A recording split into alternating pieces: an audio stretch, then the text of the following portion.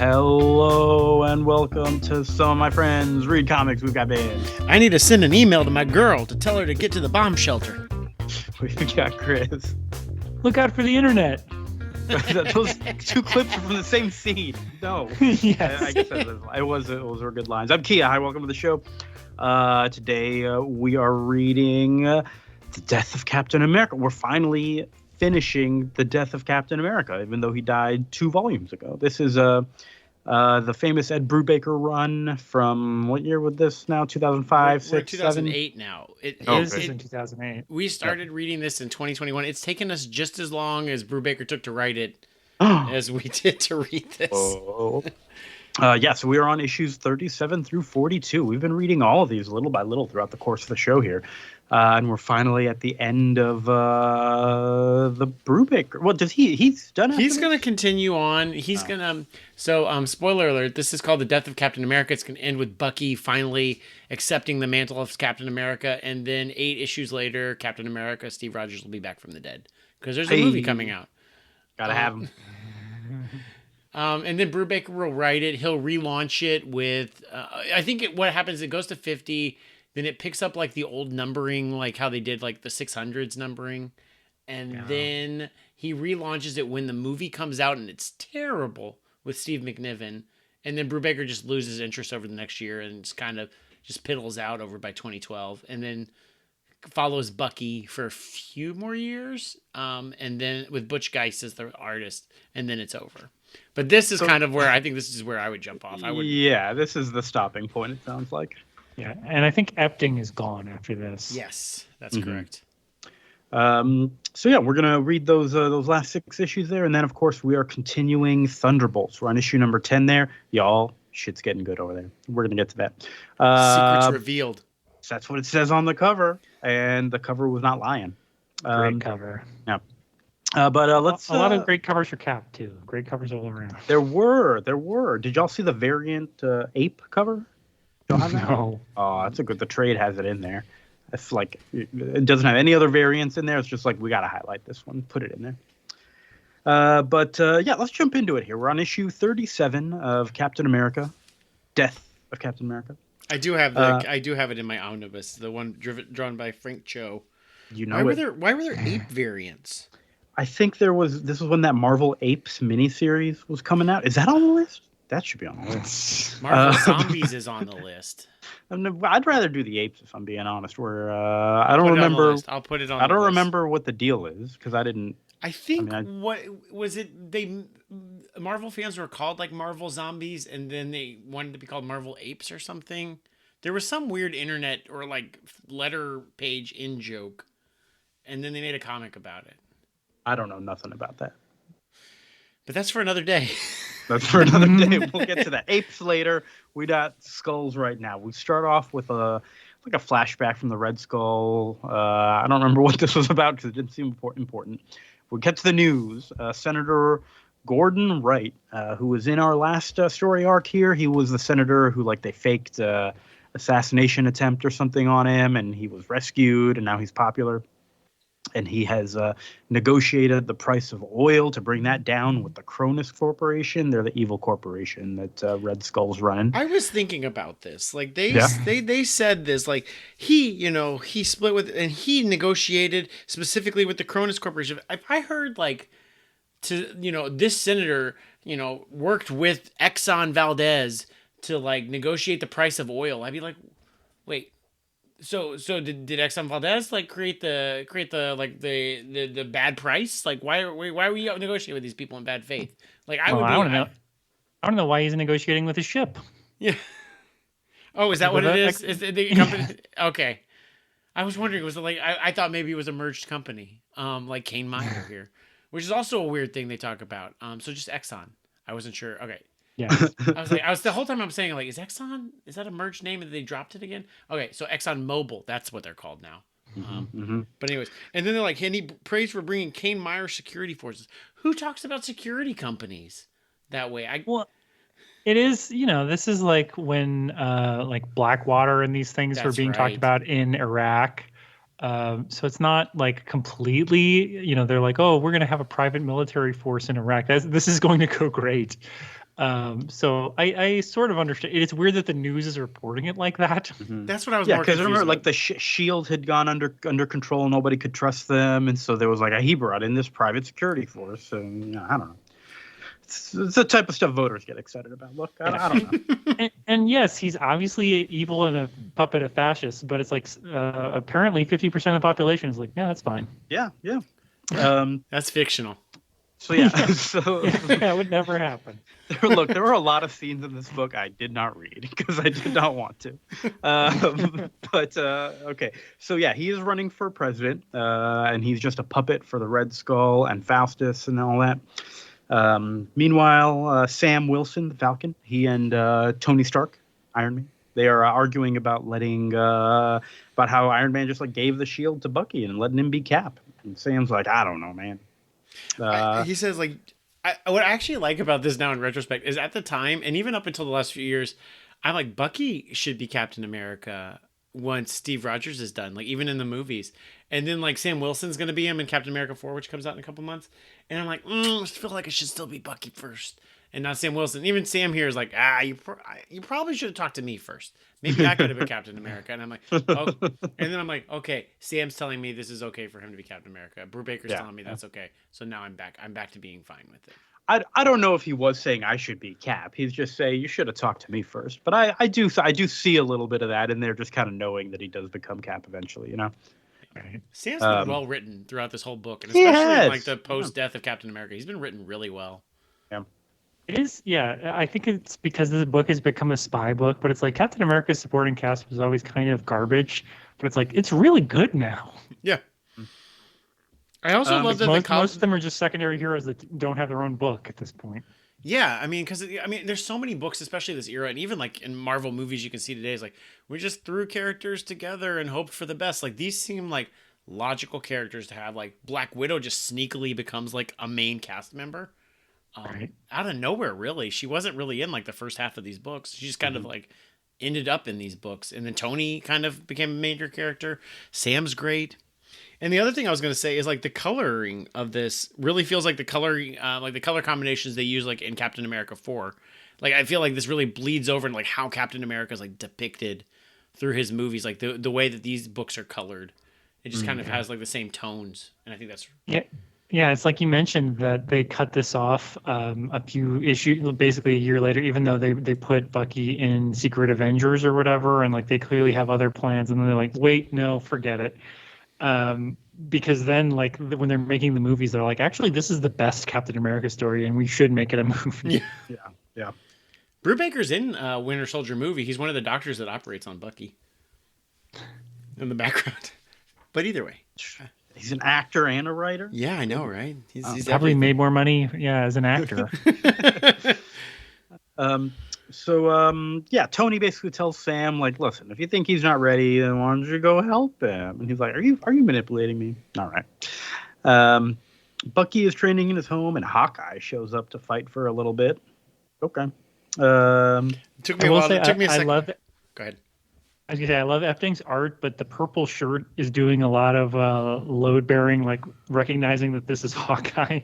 Because I was like, who is this guy? He has a bad case of like the same face as a lot of other characters in this book. Yeah. I did think it was a Steve Rogers, like maybe a dream sequence or something, grabbing the shield. Because he's like a white guy with blonde hair, kind of built. And then the purple shirt. He's wearing a purple shirt. Okay, there we go. It's Hawkeye. Yeah, he calls him Barton kind of early on, so it wasn't terrible, but yeah, purple shirt. Steve Rogers would never wear a purple shirt. We confuse everyone. Yeah. So meanwhile, we cut to Sharon, who is still kind of like, they think she's under their control with Dr. Faustus, but she's kind of broken free, mostly. But she's still kind of trapped there. And she knows she saw a body in some room that was like Steve Rogers' body on ice. And she's like, I want to get back in there. I got to check that guy out. Bucky, this was the dream sequence. Bucky's having a bad dream. He's dreaming about being on the home front with, being on the war. Yeah, with the European front. Yeah, on the war with Captain America. And this is where both your lines were there. Like, hey, let Bob Hope text her for you about the USO show tonight. And it's a dream. He wakes up.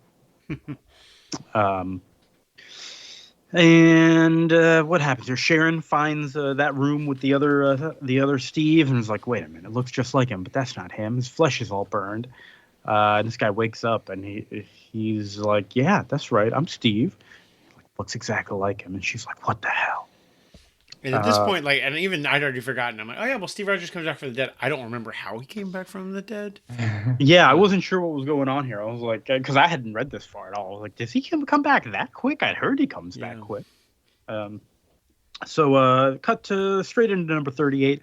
Sharon knows that this is the Cap from the 1950s who altered everything about himself to be just like Steve Rogers. He even had his own Bucky, who was Jack Monroe, who we met way earlier in the series. The super serum fucked them up, though, made them go crazy. Faustus took control of them and tried to create a racial divide, but it was thwarted. Nomad. Jack Monroe eventually became Nomad and kind of rehabilitated. But then he died earlier in the series. And he was killed by Bucky. Bucky. Yeah. That's right. And they had like the lonesome death of Jack Monroe. There was like a one shot. It was a good one shot, yeah. Yeah. This is all a retcon, though, and we probably have explained this before, that Captain America comics started in the 40s, you know, him punching Hitler on the cover. And then like famously, like Captain America's found frozen in ice in the early 60s in Avengers #4, I want to say. Mm-hmm. But they make you believe like, oh, well, Captain America, after, you know, he died in World War II. But Captain America comics kept going up until the early 60s, definitely through the 50s. They just kept going. As you say, it was canceled in the 50s. Was that what it was? And with Steve Rogers and Bucky just as protagonists. And then they decided to retcon that, like, no, actually, they died in the 40s. And this is like reconciling, like, well, actually, those were imposters through the late 40s and 50s. It is, but they're recapping a retcon that had happened in the 70s.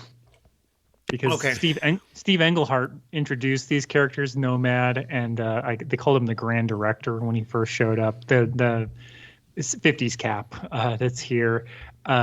He brought those characters in as like with Faustus as part of a master plan in the comics, 40 years ago.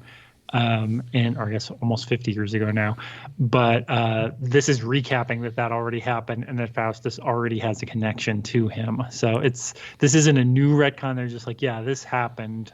This is why he looks exactly like Captain America, because he got his face changed to look like him because he loved him so much, but he went crazy. So he started, he became a liability. And then Faustus, controls him and tries to use him, and then ultimately tells him to set himself on fire. And that all happened in the 70s?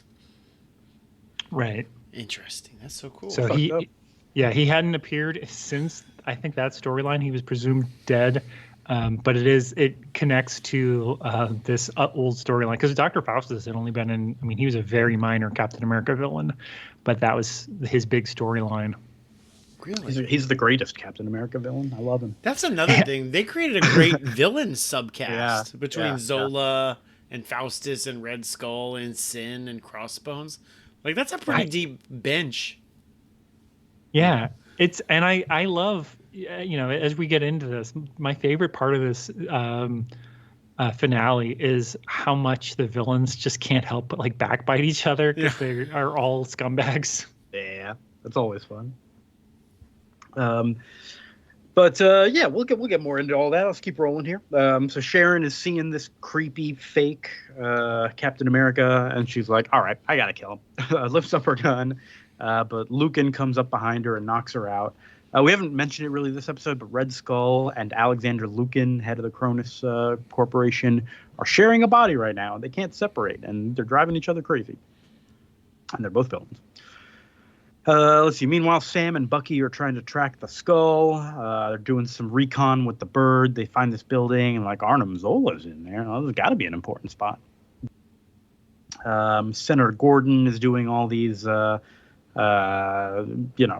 What do you call those events? Where you're talking at the podium and there's people there. You know what I'm talking about. He's calling for a third party to change the system. Like a press conference. There we go. Press conference? Yeah. Rally. Rally. There we go. Rally. We don't have these in politics anymore. No, Yeah, I no. forget. It's been so long since we've seen any kind of rally. Domino Rally, that was a good one. I do love the cover of this issue because it's like a fake campaign poster, but with Red Skull like behind Congress or whatever, and they're like, vote third wing. It's nice. Doesn't even make sense in a book with a falcon. Well, you have a left wing and a right wing, but we need a third wing. It's like that doesn't. Let's see. Sam and Bucky have a pretty good time fighting these AIM agents, and then the whole place is going to explode, and they get out of there. Seems like they were doing a good job fighting together, you know. I love Arnim Zola, like Falcon's chasing him, and he's just like, get away from the computer, and he just sees like the robot body just like go limp, and he's like, oh crap. Yep. Faustus. Oh, because the bomb's about to go off. He's like, shit. Yeah. Yeah. So he like downloads himself to another body and just leaves the facility to blow up. That's what he did. I was thinking about that. I was like, what happened to Arnim Zola? How'd he get out of that? And I forgot about that he could do that. Mm-hmm. Damn, that guy's pretty good. The robot body going limp. I missed that. All right. Faustus, meanwhile, is in this fake Captain America's ear. They're showing him a bunch of TV screens of Cap, and he's like, hey, the world hasn't had you for a little while. You got to come back. Also, check this guy out. This guy killed Bucky. And so they're going to sick this fake Captain America on the Bucky Captain America. Issue 39, different artist for this one. A guest artist. Roberto Della Torre, I think. Yep. Is what I wrote down. Great cover, though. Yes, a great cover with a cap coming up on a cap. Yeah. I don't know how fast much these were solicited ahead of time. You're like, oh shit, what could possibly be happening in there? They probably had these censored. I remember seeing a lot of that during the time. Like, we're not going to show you the cover yet. Yeah. It's going to be so good you don't even need to see the cover. Just buy it. Just buy it, man. So yeah, straight into 39, new Cap on the scene. The news is like, hey, there's this Captain America. It looks like he's back. It looks like Steve Rogers. Looks like the real Cap. We know y'all might have seen this other Captain America like a week ago, but that was a variant look. This seems like the real Cap. Something about them saying variant look on the news. It doesn't feel like a thing the news would say. It feels like a thing a comic book nerd would say. Yeah, that's a very nerdy way to say that. Yeah. His ultra rare form. Yeah. Sharon is lying on a medical bed. They'd knocked her out. She's kind of trapped there. Sin is also in a hospital bed in the other room, yelling at Sharon, being like, I'm going to pay for you for hurting my boyfriend, all that. She's going crazy. Bucky's doing lots of introspection. He's decided he's going to start tracking down this new Cap. Let's see. Sin is getting moved around by one of the doctors over there, and Sharon is like, all right, this is my chance. She breaks free, gets her at knife point, saying, Sin, you're going to lead me out of here. And then Bucky is at this home investigating the fake Cap, and fake Cap shows up. And they're going to fight. It's going to be Cap versus Cap. I took very few notes. Yeah, I took very few notes for that issue. I have two beefs in here. One of them is that like I didn't like Cap, like there, like the third candidate, the independent party guy that is the Red Skull's puppet. Like Fake's getting shot, then fake Captain America saves him, and then has a whole speech prepared. And maybe this is more in this world where like there's a lot of false flags and everything like that, but like. He had a whole speech prepared, like it wasn't just like, whoa, hey, don't do that. He had like, I didn't like that. That didn't sit well with me. I would have definitely been like, that seems super sus. When I was on the internet, on my little internet forums at the time. And then the other thing is that Sharon tells Sin, like, you're going to help me find my clothes and then we're going to get out of here. And in the next issue, Sharon's back in her skin tight white outfit, which I don't know how she held Sin at knife point and gets back into that outfit. And why she just didn't put on something like way more just like practical of just That's like her outfit. Sweat. She's a superhero. Because she wears like sweats and like a sweater later when she's doing something else. Which just seems like way more efficient, but I think she probably tied up Sin for a little while. Because really, she's only got her to like help get her out of there. She doesn't need her to be free the whole time, right? Tie her up for a bit, get changed, honestly, maybe use that as an opportunity to like go to the bathroom or something. I would say. I would probably be like, help me zip this, and then but I'll knife you if you get any funny business because this is too tight. I need some help. Yeah. Mm. It does. I mean, it's a fill-in issue, which is kind of a drag, but it's not like terrible or anything. It does feel like we're just kind of spinning wheels in this issue. So let's keep going. Issue number 40, Fake Cap versus Bucky Cap. But by the way, do we have a name for this fake Captain America? Because they never give us anything. I just kept writing Fake Cap. That's what his name is? The Grand Director? Do they say it in the book? I don't remember. They did say the Grand Director. Sharon said it definitely. Okay. Because I'd never heard that phrase before, and I clocked that. Sharon definitely called it. I don't know if Sharon said his real name. I'm gonna keep calling him Fake Cap. I don't know. Grand Director seems like not the best name for a guy who just looks like fake Captain America. So they're fighting. Bucky does not know who it is, but he is freaked out because it looks just like Steve. And he's like, "This guy's stronger than Steve. He's getting his ass kicked." Yeah, they do call him the Grand Director in the intro text that I didn't read. So they do say it again. All right. Or 50s Cap also. Yep. 50s Cap. But there's no like name like like John Bon Jovi or anything like that. Yeah, it's like not John like Bon Jovi. Yeah. That's the first name that popped into your head? Yep. Okay. Very common 50s name, a normal name. A normal name. My name used to be John Bon Jovi. I changed it to Steve Rogers. It's like the Punisher being Galactus's minion. It's very similar. What? Okay. What does that have to do? Where are you? Just names that I don't know. I was trying to yes and this, like names that existed for other characters before they existed for other characters. Oh, that other Punisher. I forgot about him already. I'm sorry. Yeah. That little frog-looking guy. Yeah, from Frog Punisher. Yeah, the little alien Frog Punisher. Yeah, that's right. Yeah. Wait. I messed it up. Is Frog Punisher's real name? John Bon Jovi also. Oh. He's Richie, whatever. I don't remember that. All right. Now that we saved this bit. All right. So Sharon is exiting with Sin at knife point here. They got, she got her outfit on. She's dressed. She's ready to go. Zola and Skull and Faustus are watching the fight between the two Captain Americas. Some very big screens. Big screens. Nice LCD plasma screens from 2008. Maybe they're rear projection. Faustus asks Zola, "How many satellites do you have pointed at this thing?" And Zola's like, "Don't worry about how I'm using my resources," or something like that. And Faustus is like, "I was trying to give the guy a compliment." They just hate each other. Let's see. Sin manages to break free from Sharon. A bunch of guards show up, and now Sharon is in trouble, but Sin wants her one-on-one. Bucky manages to finally knock down the fake Captain America, takes his mask off, and he's like, "What the hell? It is Steve." And then, "Why don't you know me?" he says. And he goes, "I know you. You're the guy who killed Bucky." Oh, that's a good line. That's a good line to say to Bucky. Bucky then takes off his mask, and he's like, "They didn't give you the full story, man." And fake Cap's eyes go wide. He's cracking, and Red Skull's like, "Oh, right, call for a recall. Fake Captain America gets away, and then Bucky does feel bad because he did kill Jack Monroe. Then Skull and his crew were talking about their plans. Zola still has to build the device that they got from Dr. Doom. And what is this about? Which looks a lot like that time travel device. Yeah, it looks like his time machine.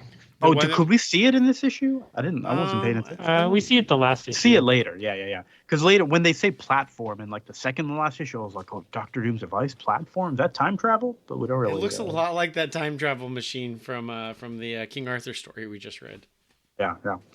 Look at us. But then someone comes in. Everything coming around. Yeah, someone comes in and goes, "Red Skull, we got an emergency with your daughter."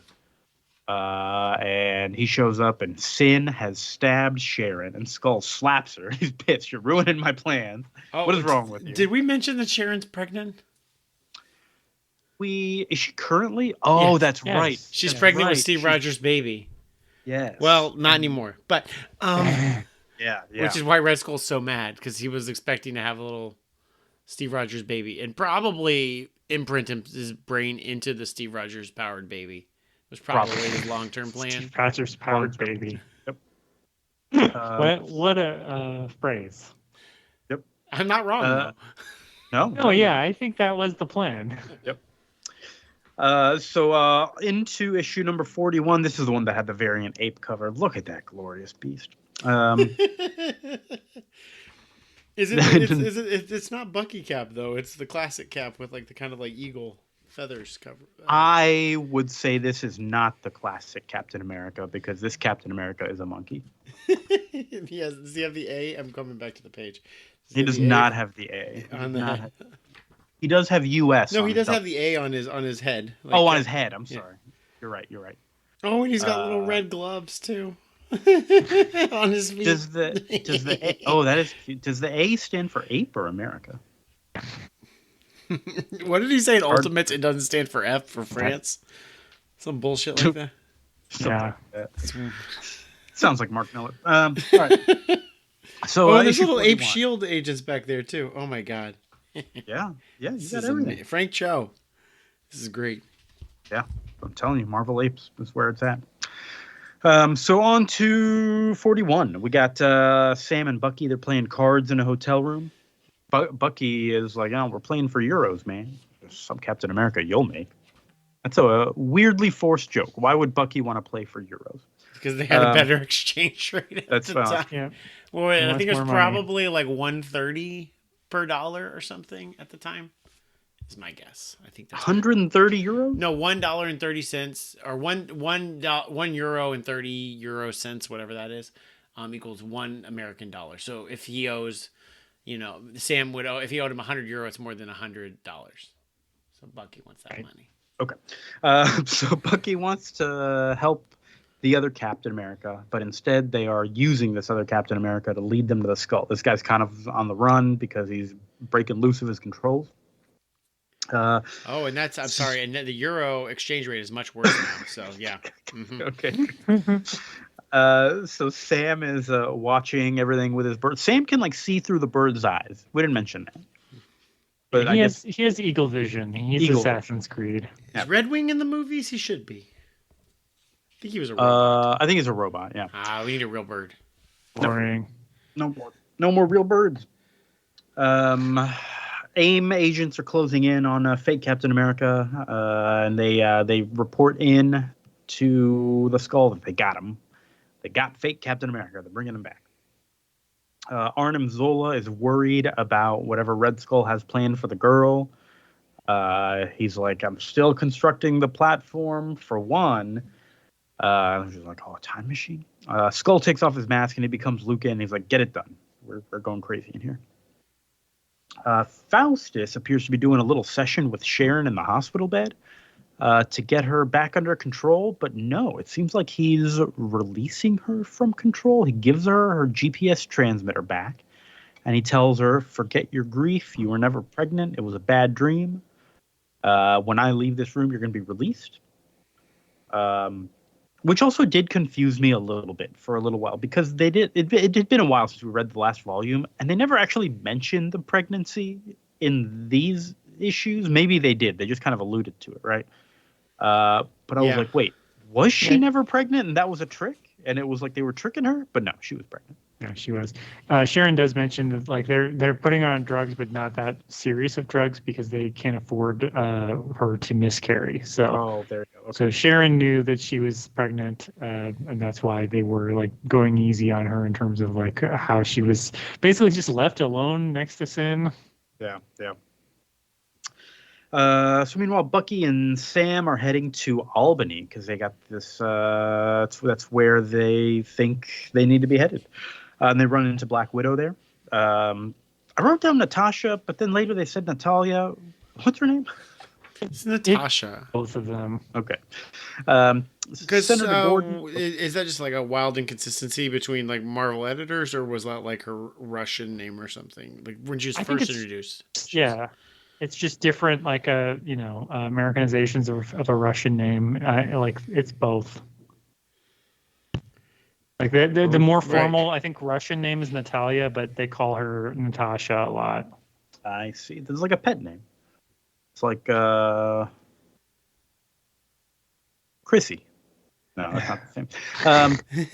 It's So, not my name. so It's longer to say. okay. It's like Chris compared to Christopher. Which is it, man? There you What's go. your name? There you go. Now you got it. Yeah, because she's Natalia Romanova versus Natasha Romanoff. That's right. Yeah. All right. Senator Gordon is getting ready for the first big debate. This is the first time since Ross Perot that a third party has been invited to participate in the debates. And they said they couldn't ignore it, but also like I feel like the Democrats and the Republicans would like box any like challenger to their throne, like out because they negotiate the debates themselves, especially this most recent like batch. Like they didn't even go through like a system. Like it was just like we want a debate between us two. So I don't think they have to do this. Like honestly, they don't have to acknowledge this guy. Especially But he's only so been a few popular. weeks. Right. Yep, Whatever. too popular. It is funny. I think it was an issue or two ago. There was a news crawl that it's like Senator has 10K listeners. I'm like, that's not that many. I know 2008 was a different time, but Spotify's not giving him $1 million deal for that. Yeah. No, He's not getting 10K. Mr. Beast numbers. No. They mean in person. I do love though that they say like when you hear that first shot, the man on your left will fall. Look at who the man on the left is. He's very, very suddenly hit, but he's a real person, as is the man on the right. For the debate stands. Spoiler alert: they were going to kill Obama. I see. Yeah, we jumped ahead a little bit, but so Faustus is leaving Senator Gordon, and Senator Gordon's like worried. He's like, I wouldn't even be running for president if it wasn't for you. Like you've been there at my side, kind of guiding me through all this. And Faustus is on his way out. He doesn't want to be part of any of this anymore. It seems. He like shaves his beard, puts on a very different suit, takes off his glasses he's been wearing. He's had a very distinct look. We haven't talked about his giant long beard. I love that thing, but it's gone officially. Looks like and this is he's like you're He's like you're gonna be okay. Don't worry about it. The first shot will drop the man on your left. You're gonna dive, save the man on the right. That's it. So let Obama die and then save John McCain. This is the plan. Jesus. but then I was also later on. So right afterwards, we get to the debate. Sin is in the audience, and Skull's talking in her ear, saying Senator Wright is to be wounded only. But she's aiming. Why is she like? Shouldn't she be aiming at the other guy to drop him first? No, I mean, yeah,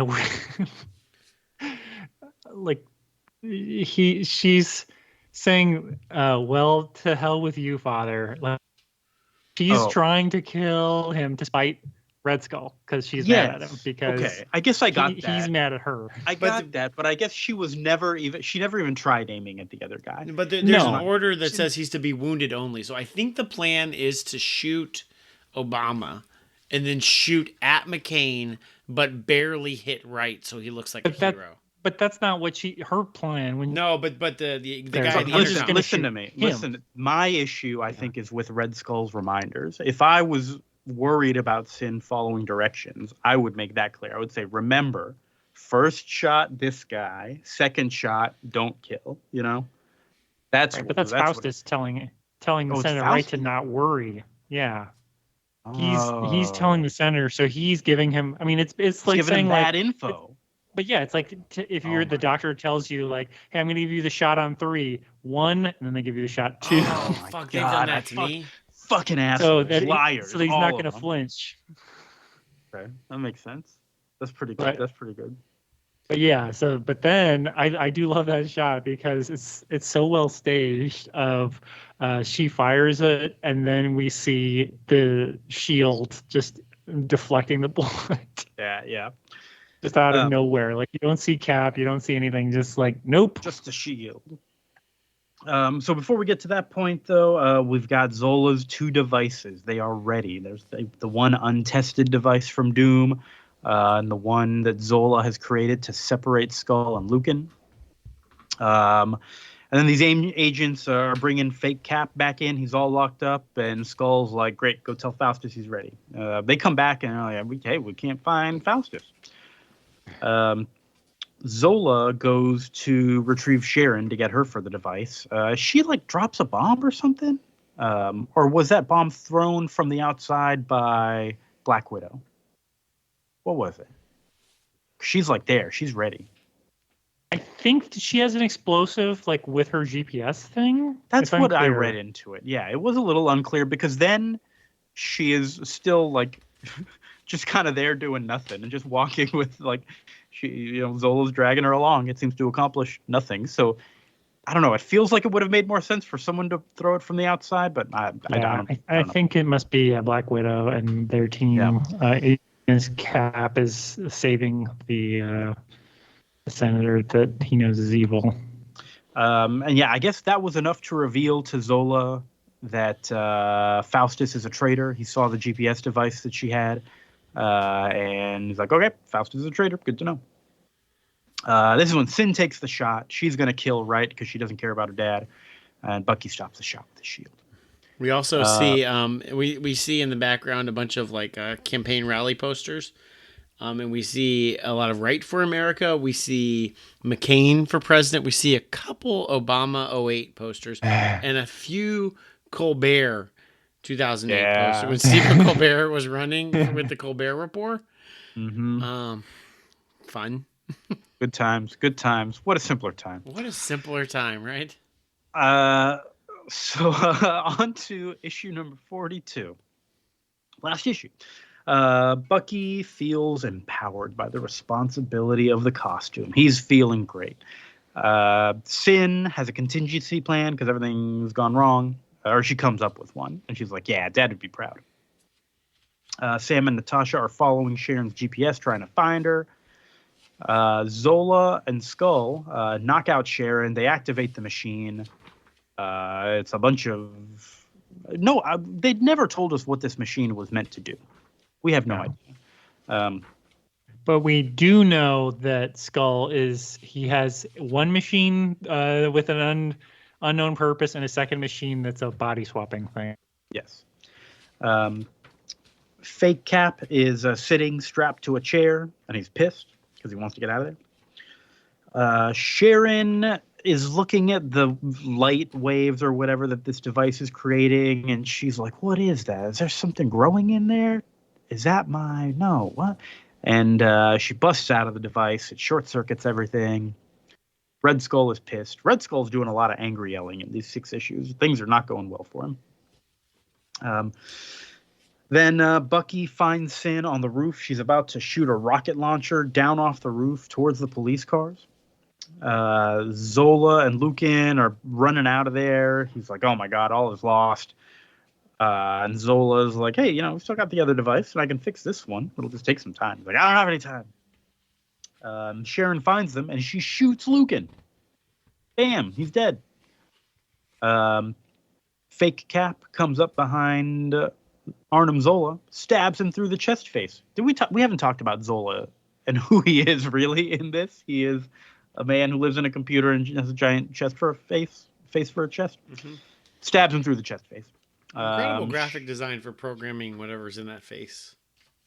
Yeah, I love it. That is good. Who did that computer animation? Well, it's weird. It like knows like what their outward image looks like, which we'll see in a second to know who's in Zola's body. Yeah, and one of the great things about the Captain America: The Winter Soldier movie is that they have Arnim Zola as like an ancient computer program that he finds.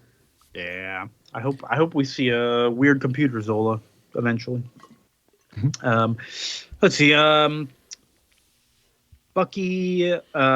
Sin shoots her rocket off the roof, and Bucky jumps in front, blocks it with his shield. He gets knocked down to the cars, lands, and instantly all the paparazzi is taking pics of Cap after he landed on a car. I feel like the paparazzi should have gotten the fuck out of there a long time ago, but they were there and they were ready to take pictures. And they're like, "This is the real Captain America.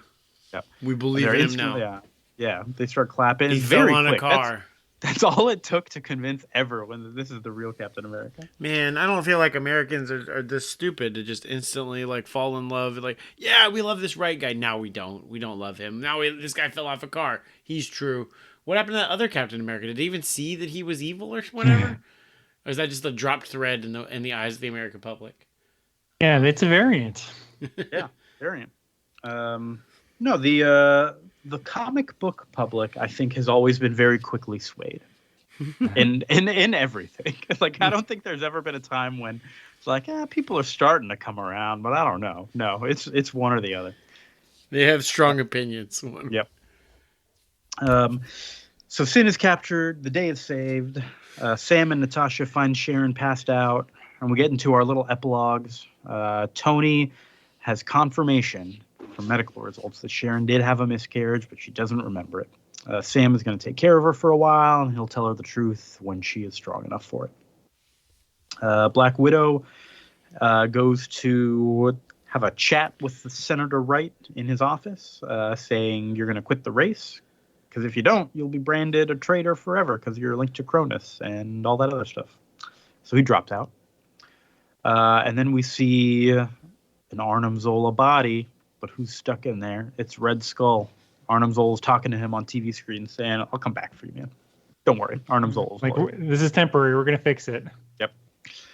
So yeah, nice little finale there. The plan was thwarted. Bucky is Captain America, and he seems comfortable. Yeah, good story. I had not read this far before. Vince, you definitely had. Yes. Chris, you definitely had, right? Yes. Am I the only one who wasn't? All right, y'all go first because y'all usually go first. What'd you feel, Vince? I liked it. I think this was much more satisfying than the previous arc that we had. I think it just it came together better. I think it's a good reflection on just the idea of this has been a really good Captain America run I came when this started in 2004. I was like, I don't really care about Captain America, but I'm just reading Marvel books and I like Ed Brubaker's Batman run and Catwoman, so I'll read this. And I was like, this is really, really good. I feel like it still doesn't reach the highs that it did of that first year with the Winter Soldier mystery. But I think this is a good conclusion and a good jumping off point for the book. And I think we've done 7 episodes on this. I used to call this the best published comics I'd ever read. I don't think I would agree with that as much anymore. Nope. But it was good. The art's good. Some of the faces the Epting draws are a little weird in this one. It was fun to read month to month, although each individual issue is really, really quick. I'm torn because it's not as good as I remember it to be, but reflecting on it, it still does so much for Captain America to really I think elevate him and his cast to a much better level than I think it had been. Chris? Yeah, I really like this. I think it's really good storytelling. And it's a good. This is what, issue 42. So it's been over 3 years that we've been dealing with more or less the same storyline. So I think it was time to be okay, Bucky is Cap now. Red Skull and Lucan and all that stuff is not going to be the storyline for a little while. It was time to do that. I think it is off really well. I like all all the villains turning on each other, Sin having her own agenda, and then being what would Dad do?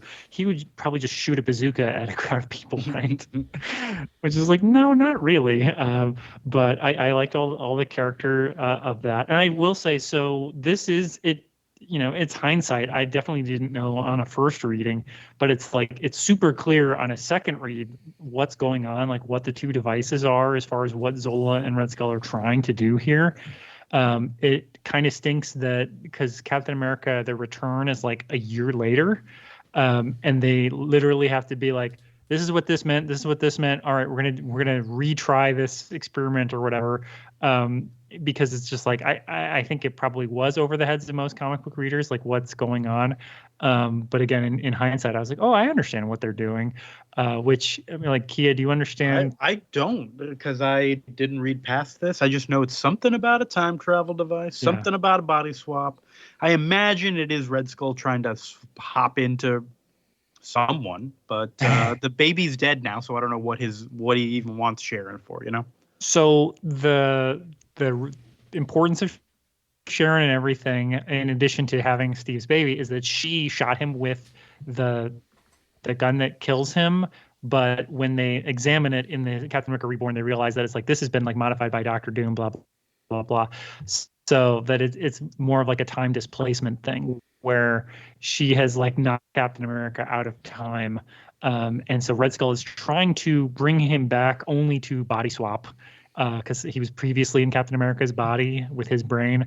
So he's like, I'm going to bring Captain America back, but only for like 30 seconds to flip our bodies back so that I'll have Steve Rogers' body, and then presumably he'll either kill or there won't be a body for Steve Rogers. But that was obviously ruined by Sharon disconnecting the device and then blowing up everything so that Zola had to swap Red Skull into his body instead. But yeah, I think it's interesting because she does seem to recognize like the figure, and so it's like, yeah, he's not actually dead. This was the plan all along. It's the same writer that brings him back. He never planned for Steve to be permanently dead, but he probably had like a 5-year timing on how long he wanted him to be gone, not 1 year. Yeah. Well, I didn't get any of that. Yeah, I mean, at the end of the day, Brubaker set himself up, even from the first issue, with like Red Skull holding a cosmic cube when he was shot.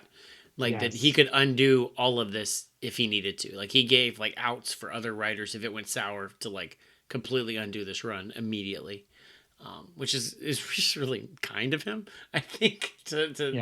But also like he was gonna put all the puzzle pieces back exactly how he found them. Although he created new characters and he ended up with new things. I don't think that plan sounds very convoluted. Although I thought it was, I thought when they saw like the Captain America body that ended up being the 50s Cap, I thought that was probably the plan, is that he was holding Captain America's body to somehow put himself into it. I assumed that was probably a Red Skull scheme. Can I tell you, if you've got the Cosmic Cube, this plan is too convoluted. Just use the damn cube. You can do anything with that thing. Come on. Didn't he lose the cube in that first arc? Somebody stole it, I want to say. Yeah, I don't think he still has it anymore. That's why he's got to do all this crazy Doctor Doom science. Who was it?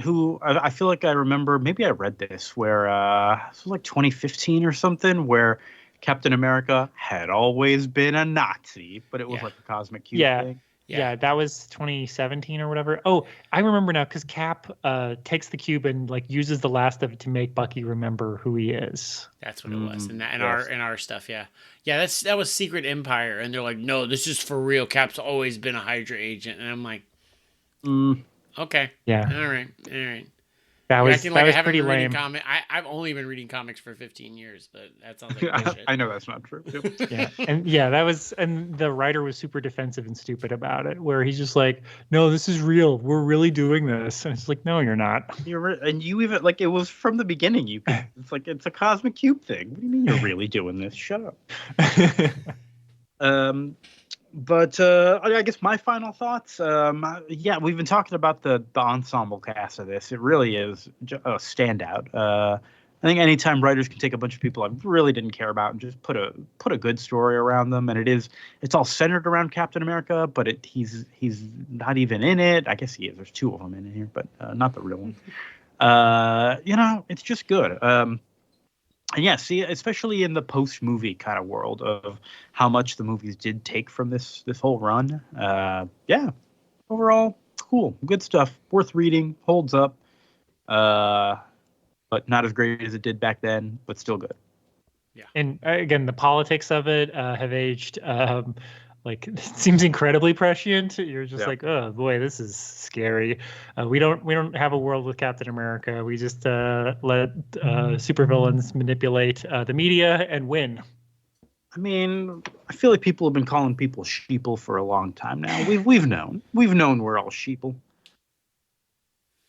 Yeah. Right. Well, I mean, just I guess calling people sheeple isn't enough anymore. It's not enough. Now we're genetically modifying ourselves to look like sheeple. All right. I think anything else to say about this? I think we're getting on to Thunderbolts now. Yes. Let's do it. Thunderbolts. Yep. Number 10. Speaking of great supporting casts. Speaking of characters no one knew anything about and making people care about them. Yep. Speaking of public that's easily swayed. We definitely got a lot of that here. So yeah, the Thunderbolts. If you haven't been following, they're villains, pretending to be heroes while the heroes are gone. Been working great.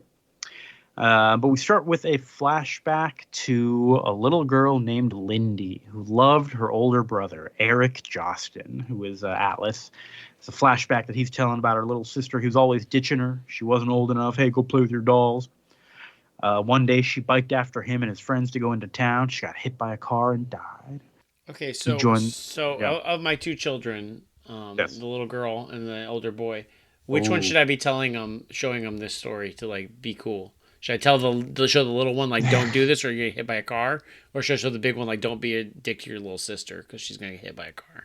I think they both need to learn that lesson, but this comic is probably not the way to teach them that lesson. Okay, but so they got to read 9 issues and an annual of Thunderbolts before they get to this 10 Yeah. issue. That's a long. Don't just that's a start long- them here. That's Yeah, exactly. And an issue of Heroes for Hire that we skipped. They should read that too. You know what? Have them do Onslaught.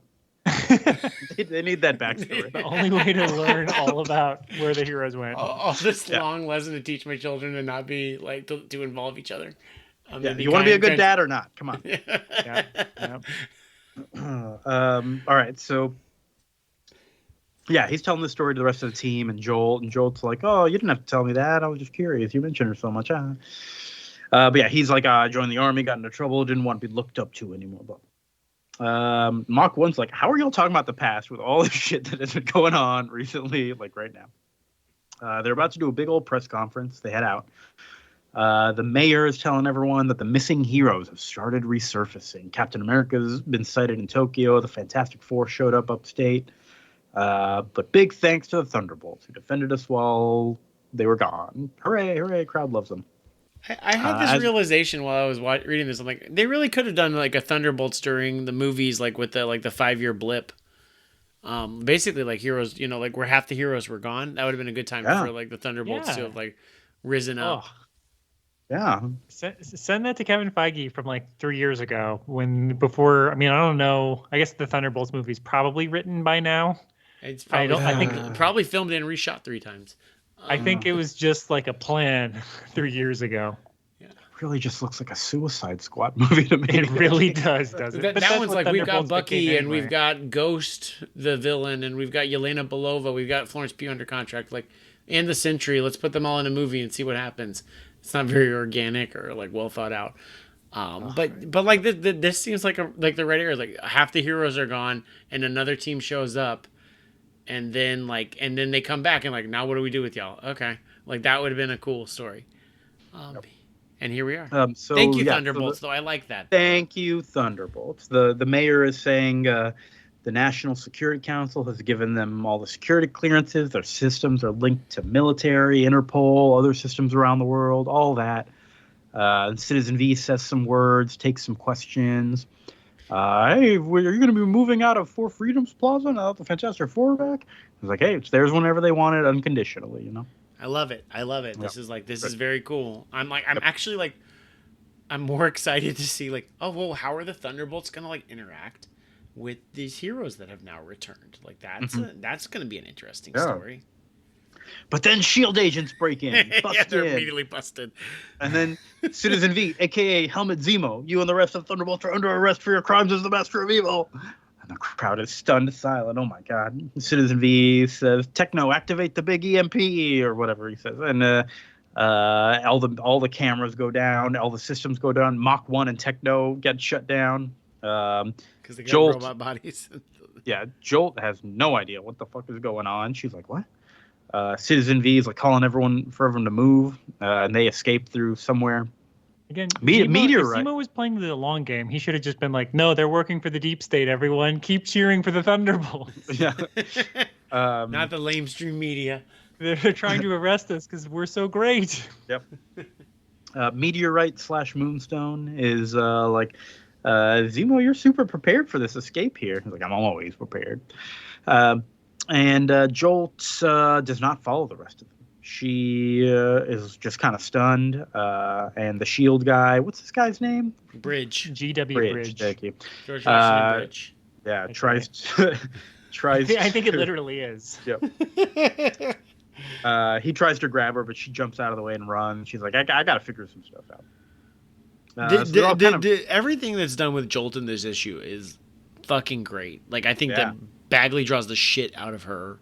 Like, in her, like, inner monologue of, like, there's some great panels of her, like, processing this. Like, Bridge yelling at her and her just, like, understanding, like, yeah, I gotta get out of here. I have hitched my. I'm gonna go to prison for this. I'm gonna go to prison for this because I love superheroes. Fuck. Yeah, I love like this run of issues, and she is a character in like the future Avengers that the Spider-Girl book spins off. I really Jolt was going to be a big deal. Yeah. And I feel like she's on the Thunderbolts for most of the next 70 issues or whatever, and then like she basically gets written out of that book, and then no one ever uses her. Yeah, sad. Great character. So everyone's flying away kind of their own separate ways to scatter. Meteorite gets shot at by Hawkeye on a roof. They have some history. They've met each other before. And Moonstone blasts him and flies away. Cool. And he calls her Moonstain. That's a good name for her. Rude. I do like that she has just like no interest in this fight. She's just like, no, like why do I want to fight Hawkeye right now? No. Yeah, why I can fly. Why am I fighting a guy who's standing on a roof? No, I'm just gonna fly away from the roof. She just kind of blasts the roof so that he falls down the rubble and has to but she lands, changes into civilian gear, and thinks, maybe it's time to cut and run. Yeah, I like that too. She's like, I'm not going back to the base. That's blown. That team is fucked. We're not good here. I like that thought. Songbird and Mach 1 are in an alley. Mach 1 systems are kind of slowly coming back online. And two super fucking randos pass in the alley. It's like, hey, it's those lying creeps. Let's get them. No, the snitches. Really? Snitches. Like, also, you mess with Spider-Man, you mess with New York. These are now like either they're super villains or they're superheroes, but they're super. What are you gonna do, man? How did they find out they were lying creeps? Were they at the press conference? They heard the news. It's going on the radio. Yeah, everyone knows because they don't have phones, right? It's 1997. No, yeah, they're just getting it on the radio. All over their handheld radios that they're listening to all the time. And they have turned a dime on the Thunderbolts. Yeah, and you remember this era where every time you'd walk past a store, they had TVs set up showing you the news of whatever's current and important. That's true. That's how it was in 1998. Yeah. So they know the Thunderbolts well enough to recognize them on sight, not to be like, who's that? They know them well enough. But they also know to be like, they're lying creeps. They figured that out in the 10 minutes it takes for a system to boot up.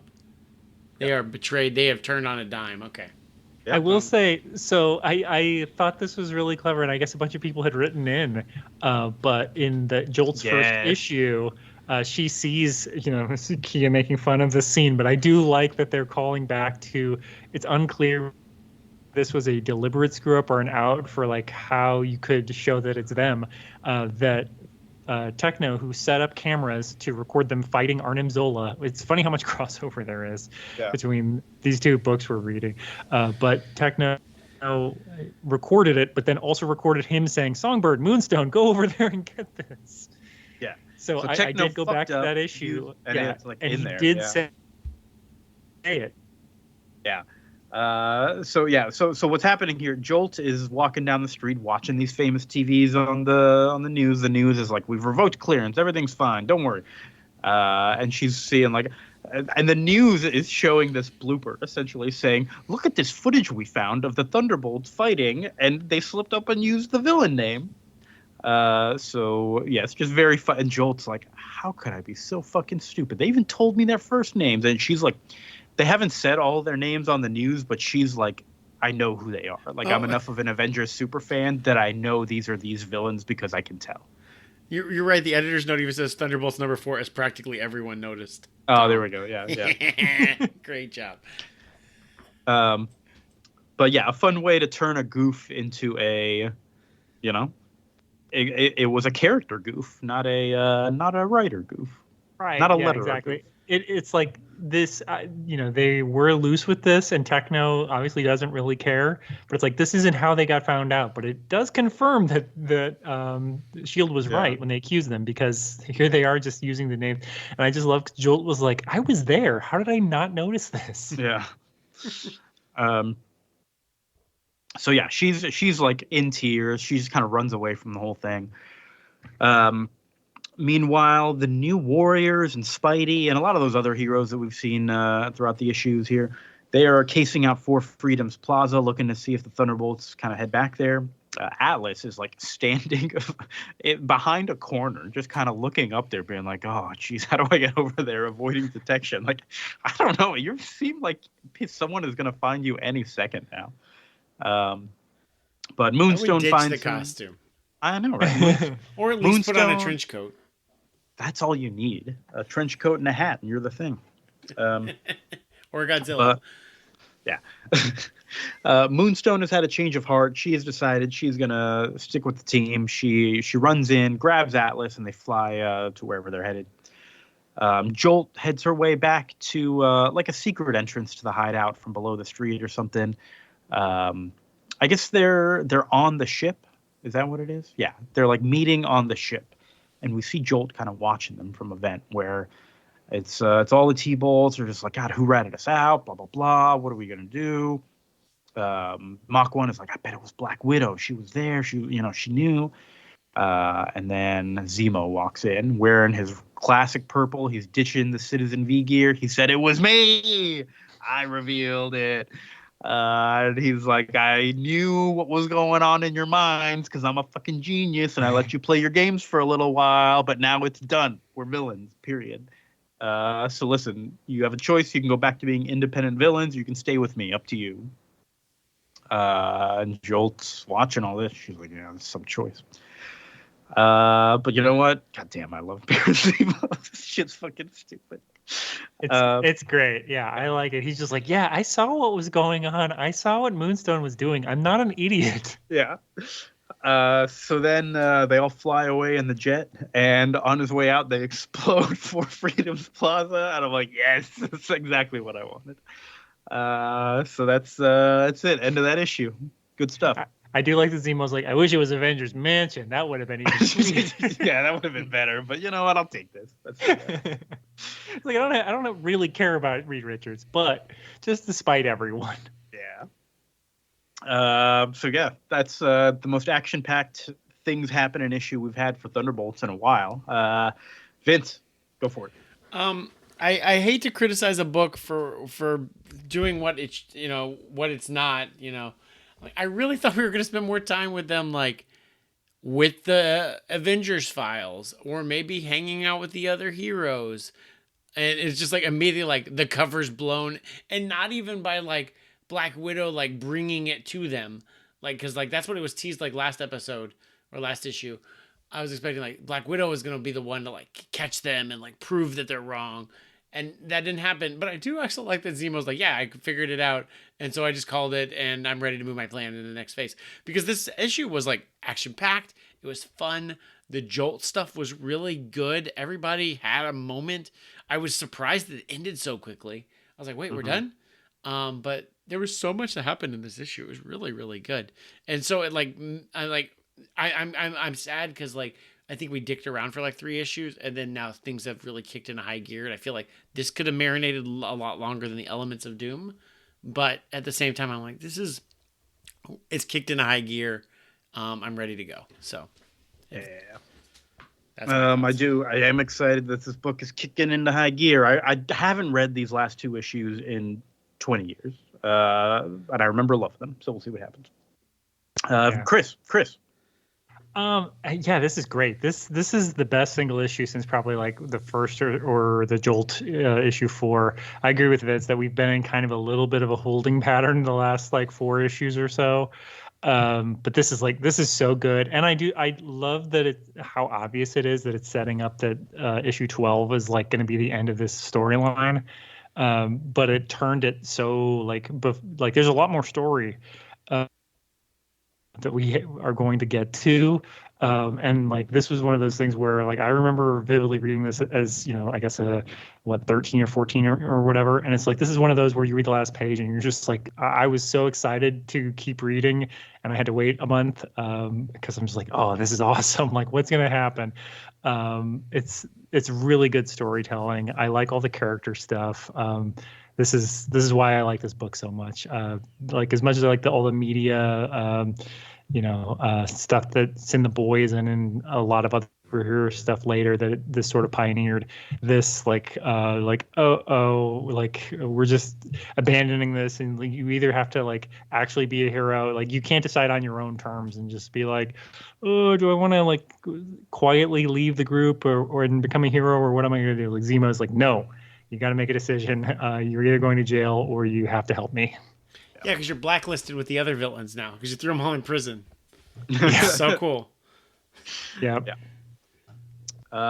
Yeah. I love this book. I do agree with you, Vince. I think especially coming off the last few issues that were kind of a disappointment, that it is such a sharp turn, but also in a way like I love how sharp it is because it is such a just like, oh my God, I didn't see that coming. But if this was like 4 3-episode arcs, I'd be like, okay, well, yeah, now that's this arc now is the them caught arc, and like, like the one before was kind of like, meh. I wouldn't, that one, or like 3, 4, or 4, 3, the 3 issues was a big episode. Yeah, I say like that last block, not so great. This one, great, back on track, and I'm glad that it feels like a legit end.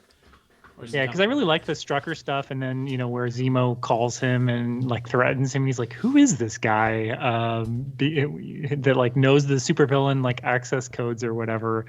I liked all that, but then the Elements of Doom just seems like it went on way too long. Like that should have been an annual, frankly. Like it should not have even been 2 issues. Yeah, I have a question. Like, were other comics doing like a 12-issue arc, like a big arc like this at this point in like '97? Like this feels like Netflix limited series, today, but it doesn't seem very common back then to be like, we're gonna build it towards an end.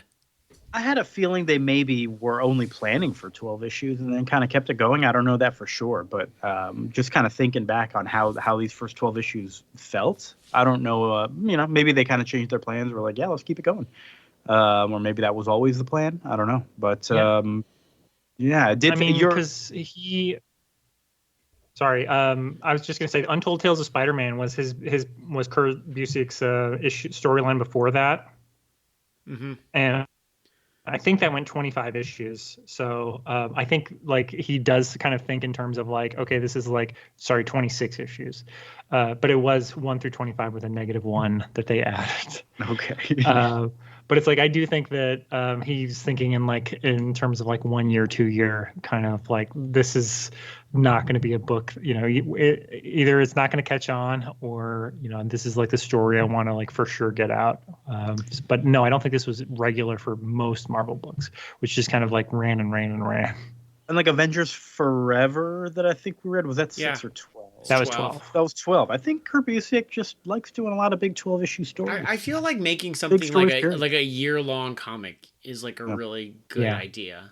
Yeah. And I think having read the alternate JLA book, Squadron Supreme, I think he was very influenced by that.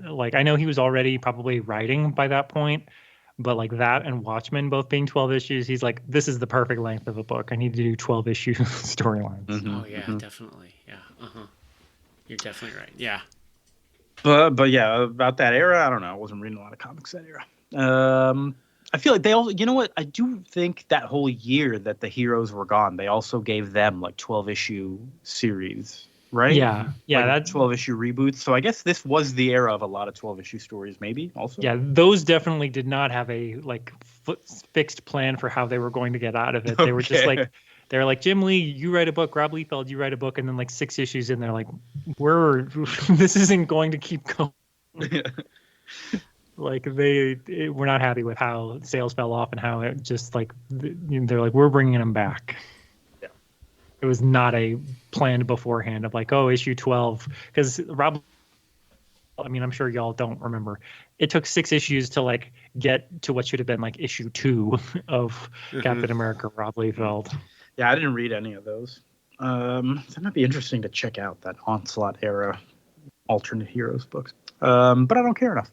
All right. And so you don't have kids that you need to teach like a life lesson at the Yeah, beginning. you don't have to teach them a lesson. But if only there was some other Jim Lee we could read instead. There's also a 12-issue thing. Oh, what a segue. Shh, shh. Oh, whoa. Segue got even more intense there. Okay, so of course we're doing Thunderbolts number 11 next time, but for our main read, doing Jeff Loeb, Jim Lee, 2002. It's Hush, Batman, Hush, from issues 608 through 619. That's too many issues. We're doing half of them. We're doing a two-parter. We're doing issues 608 through 613 of Batman Hush, about some villain named Hush, and nobody knows who he is, right? And they thought it was going to be Jason Todd, and they did like a fan vote. No, I'm thinking about this wrong. whether Jason Todd is alive, dead. Yeah. Who did Hush turn out to be? I don't remember. It doesn't matter. We're gonna read. I know who it is, and I haven't read it. So You haven't read it? no, I've never read Hush. Just from the Arkham games, you know? And just osmosis. How do you know? I know from osmosis who it's supposed to be. It would be, and I think it pissed people off so much they had to bring Jason Todd actually back for real. They did, yeah. Because, and they brought him back from the dead like the same time they did Bucky. So if you imagine that, like, it wasn't, I mean, they did this shit though, didn't they? Like the Chameleon actually created Peter Parker's parents to like trick him into feeling that they were back from the dead, but they weren't. Or the Jackal creating like clones, like that's what it was. Something like that. Yeah. Cool. We'll get why did I into it. read this and why don't I remember it? Okay, we'll see. I know I'm why you sure read it's it, because great. everybody read a Jeff Loeb, Yeah, I was Jim gonna Lee say. book in 02. Yeah, everybody read it. It's for sale right now in every comic book shop in America. So I think they made another new edition just recently, just in case the edition you had previously, I don't know, fell into a vat of acid and you can't read it anymore. Well, great. We're gonna read it. We're gonna read it next time, along with the First 6 Thunderbolts parts, 11. right? First 6 issues. Okay, cool. What else we got? Chris, how's the Your Stupid Minds podcast going? It's going great. We did one more getting into Christmas time episode that's already out, and we will have a Christmas episode. I think we're only doing one because of travel. But we did an episode on Borderlands, the 2024 movie that no one saw. And believe it or not, it's very bad. It's the guy who was kicked off of Marvel projects and only works on like the non-Spider-Man Avi Arad. Sony movies. Avi Arad. He, I guess, saw Guardians of the Galaxy and was like, we can make our own with this video game franchise, and made a very annoying movie that's not funny. I That doesn't have heart. It's incredible how bad it is. Honestly, video game movies really are cursed. Yeah. I mean, I don't see how you. I mean, Borderlands was just like, let's just make Jumanji in Mad Max world, and let's have the cast of Jumanji. That'll work. And then it doesn't. I don't understand how they could mess that up. But it is really bad timing for them that a Fallout TV show that's actually good and a Mad Max sequel also came out in 2024. So you can't help but compare and be like, boy, if only they'd have done it good. Yeah, I do need to watch Fallout. Yeah, I was always a big Fallout guy. Maybe one day I'll watch it. Vince, what's going on with you? Nothing is going on with me. I'm just listening to Your Stupid Minds.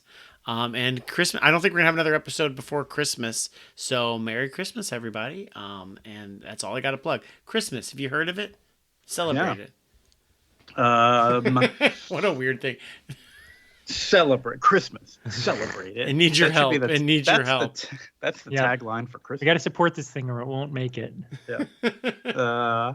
Hey kids, we got this new holiday. Have you heard of it? Xmas. Turn chair around. What am I going to plug? I flipped through the new Space Ghost series by Dynamite. Dynamite Comics. There's a new Space Ghost comic? Yeah, it's a 6-issue.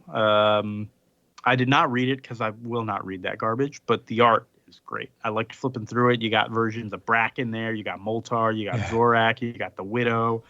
You got everybody in there. It's a great flip through, I think. I highly recommend a flip through of that. I was thinking about ripping old episodes of Space Ghost and listening to them like as audio versions, like as like podcasts or something. Like classic 60s Space Ghost? No, like the Space Ghost Coast to Coast. The one from 30 years ago now. I think that would not go well because there are a lot of awkward silences. Okay. That you're right. The character it'll like Moby. cut to characters blinking and you'll lose the vibe. All right. That's a good idea. That's good. So just watch Space Ghost Coast to Coast. Just put it on repeat 24/7. I think YouTube's got live Space Ghost on some channel, probably always. Just put that on, you know. Nice. That's the way to do it.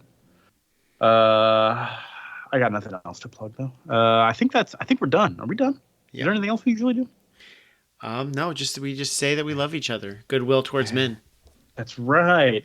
Vince, I love you and goodwill towards men. I love you too and goodwill towards you. Chris, I love you and goodwill towards men.